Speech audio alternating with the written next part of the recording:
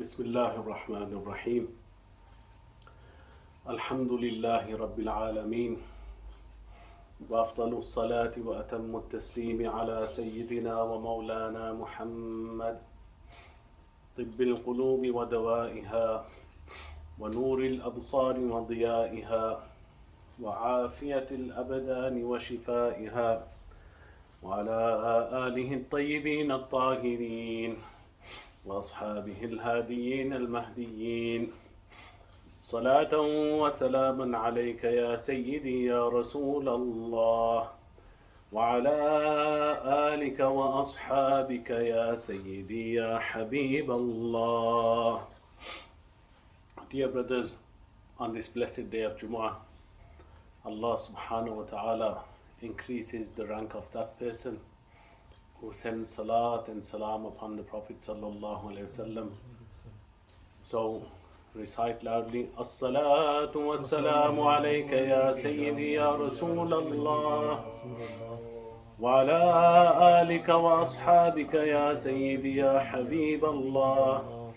As-salatu was-salamu alayka ya sayyidi ya Rasul Allah وعلى آلك وأصحابك يا سيدي يا حبيب الله. Amma ba'd. Dear brothers, respected elders, Assalamu alaikum wa rahmatullahi wa barakatuh. We have entered the blessed month of Rajab. Our beloved Prophet sallallahu ta'ala alayhi wa sallam would often recite a dua, Allahumma barik lana fi Rajab wa Sha'ban wa ballighna Ramadan. These months that lead up to Ramadan are very blessed months, Mubarak, and we should make the most of them. However, the topic for today's speech of Jum'ah is related to an event that took place in the month of Rajab, and that is the great, azim, and big miracle of our beloved Prophet sallallahu ta'ala alayhi wasallam, which is known as al-Isra wal-Mi'raj, or more commonly in the tongue of South Asian dialect, Miraj Sharif. Dear brothers, Allah subhanahu wa ta'ala sent His beloved sallallahu ta'ala alayhi wasallam to this world with immense mu'jizat, miracles. In fact, some of the ulama have even written full and complete works showing how the miracles of the Prophet sallallahu ta'ala alayhi wasallam encompass the miracles of all the Anbiya before him. Where Sayyidina Musa alayhi salam caused the sea to split, the Prophet sallallahu alayhi wasallam caused water to gush from his fingers. Where Sayyidina Isa alayhi salam cured people, their physical ailments and illnesses, the Prophet ﷺ cured the hearts of people, which is something which is much greater. Curing the hearts and inner self of a person is much more difficult than curing the ailment and physical illness of a person.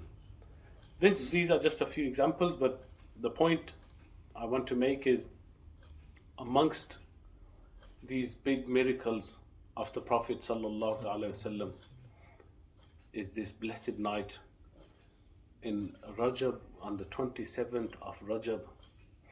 Allah subhanahu wa ta'ala invited His beloved sallallahu alaihi wasallam on the journey from Al-Masjid Al-Haram in Al-Makkah Al-Mukarramah to Al-Masjid Al-Aqsa, and then from there to the heavens, and from the heavens to paradise, and from paradise even beyond.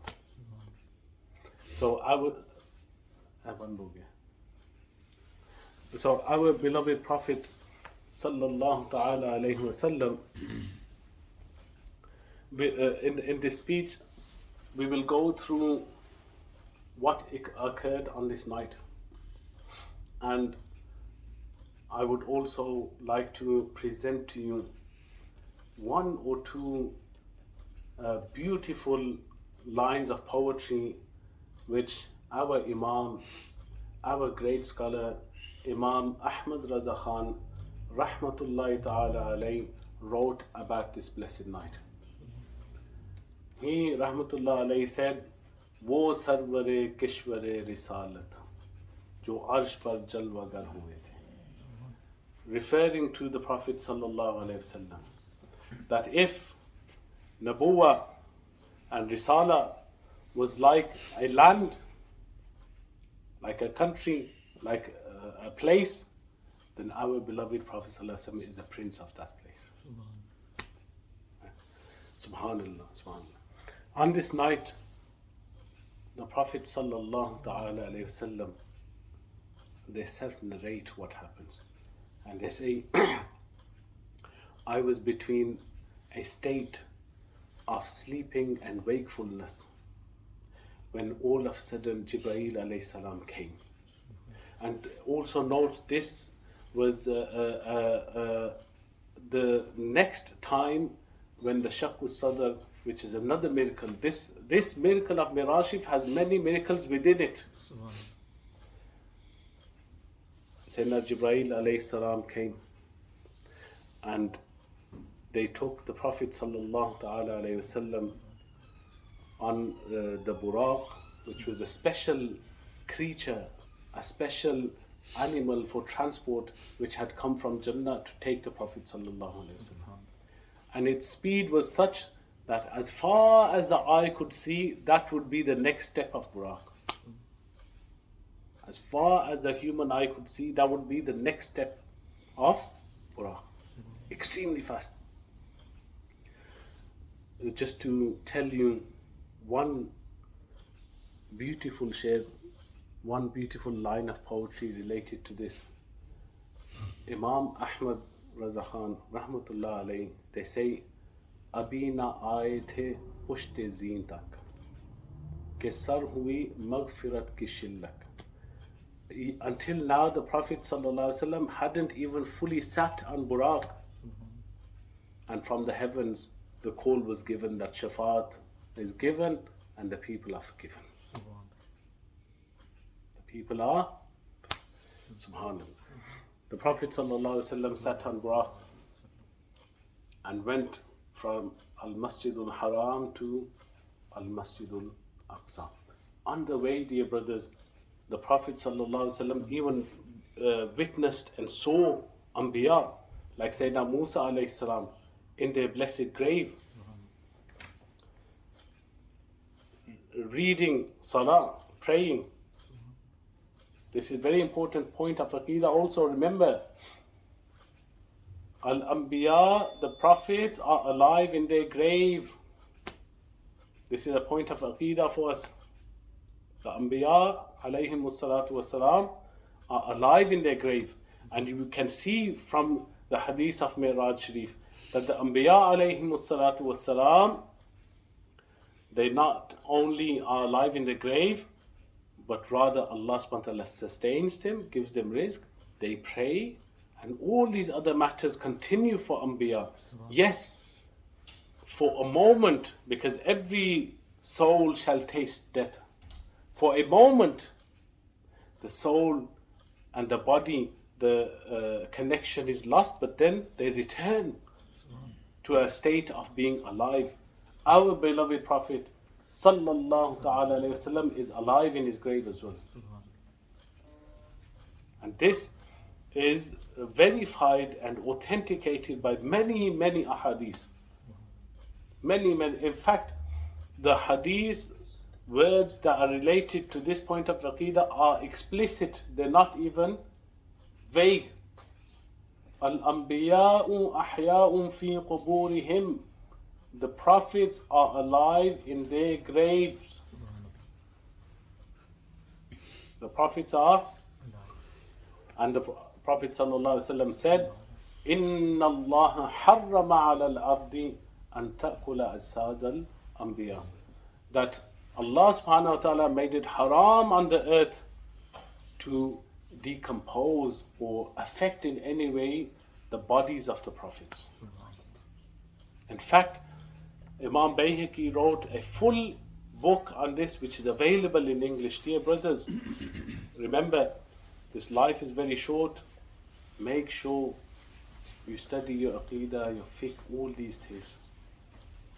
Study them, understand them properly before you are led astray to go to this sect and this sect and this.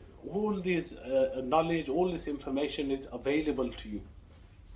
It's incumbent upon you to make the decision that yes, I want to go study my thing. Anyway, when the Prophet sallallahu ta'ala alayhi wasallam reached Al-Masjid Al-Aqsa, the Prophet sallallahu alayhi wasallam said, I went in and all the Anbiya alayhimus salatu wassalam were in Masjid Al-Aqsa praying their various prayers until the Iqamah was given to lead the prayer. And Jibreel alayhi salam put me forward that you are the Imamul Anbiya. You are the Imamul Anbiya. Come forward. And the Prophet sallallahu ta'ala alayhi wasallam, this is a big sharaf for us, that we are the ummah of that Prophet who led every single Nabi in prayer. Every Nabi on that day was there and prayed behind our beloved Prophet sallallahu ta'ala alayhi wasallam. After this prayer, the Prophet sallallahu ta'ala alayhi wasallam continued the blessed journey, but now the journey was not the land journey. Buraq went up towards the heavens. They went to the first heaven, the first sky, and each sky has a guard, angel. Jibreel alayhi salam knocked and they said, who has come? And they said, the Prophet sallallahu alaihi wasallam. Was he alayhi salatu wasalam called for? Yes. And they said, marhaba to the best one who will ever come through this door. Marhaba. The Prophet sallallahu ta'ala alayhi wasallam went into the first heaven. Different Anbiya were met in the different heavens. There were 7, and in each one the Prophet sallallahu ta'ala alayhi wasallam met a different Nabi. From one heaven to the next, to the next, to the next, until all 7 heavens the Prophet sallallahu ta'ala alayhi wasallam went through. And then Allah subhanahu wa ta'ala showed the Prophet sallallahu ta'ala alayhi wasallam Jannah, paradise, and then Jahannam, and various people that will be in these sorts of places, and the various punishments that were taking place on the people of Jahannam. This was shown to the Prophet ﷺ as well. And then the Prophet ﷺ went even beyond, where even Jibreel ﷺ could not go. Only the Prophet ﷺ went, and this is where Allah subhanahu wa ta'ala gave the Prophet ﷺ the daily prayers, what we call salah or namaz. Initially, dear brothers, Allah subhanahu wa ta'ala had commanded the Prophet sallallahu ta'ala wasallam that your ummah, your nation has to pray 50 prayers in the day. How many? 50 prayers in the day. The Prophet sallallahu ta'ala wasallam was coming back, and Sayyidina Musa alayhi salam asked, Ya Rasulullah sallallahu ta'ala wasallam, what did Allah subhanahu wa ta'ala give you? And they said, Allah subhanahu wa ta'ala gave me 50 prayers a day for my nation. And Sayyidina Musa alayhi salam said, I have tested people before. I have tested people. This your nation will not be able to do. Ask your Lord subhanahu wa ta'ala to decrease. So the Prophet sallallahu alaihi wasallam went again to Allah subhanahu wa ta'ala. Decreased to 45. They came again, Sayyidina Musa alayhi salam said the same again. They went back and forth, until it kept decreasing until there was only 5 left. And then Sayyidina Musa alayhi salam said, Ya Rasulullah, I've tested the people, your nation will not be able to do 5. And the Prophet sallallahu ta'ala alayhi wasallam said, Inni astahyi min Rabbi. I have shame from going to my Lord again and again for this thing. My nation will do this thing. This was the gift of Allah subhanahu wa ta'ala to the Prophet sallallahu ta'ala alayhi wasallam on that day. The 5 daily prayers. And remember also, Allah subhanahu wa ta'ala promised the Prophet sallallahu ta'ala alayhi wasallam on that day that although your nation will pray 5 prayers in the day, the reward is still for 50. The reward is still for 50, even though they will pray only 5. Dear brothers, it is necessary upon us, fard upon us, to pray these prayers. And these were given by Allah subhanahu wa ta'ala to the Prophet sallallahu ta'ala alayhi wasallam. When the Prophet sallallahu ta'ala alayhi wasallam came back, and all of this that we have spoken about, all of this Mi'raj Sharif and Isra from Mecca to Masjid al-Aqsa, all of this took place in a small moment of time. Not over days or months or years, no. The Prophet sallallahu ta'ala alayhi wasallam said, when I came back, the latch on the door was still moving. The latch on the door was still moving in a small moment of time. This is what we call a mu'jiza. When the Prophet sallallahu ta'ala alayhi wasallam came back, and he alayhi salatu wasalam told his companions about this, some of the people of Quraysh began to make a mockery of this. How can a person go? The claim isn't only up till Masjid al-Aqsa, but even to the heavens. And all of this was done only in one night. In fact, not even the full night, just one small portion of the night, one moment. Because they did not have Iman. They did not understand what mu'jiza is. This is why, dear brothers, there's many fitnas in this day and age, because this is such a topic that there's many other things to mention. Do not try to rationalize the mu'jizat of the Anbiya alayhimus salatu wassalam. There are fitnas like this in this day and age where people try and rationalize them. They say, oh, this must be because now physicists have found speed of light is this fast and like this, and then therefore maybe it could be done in this much time. No. A mu'jiza is that thing which breaks the laws of physics.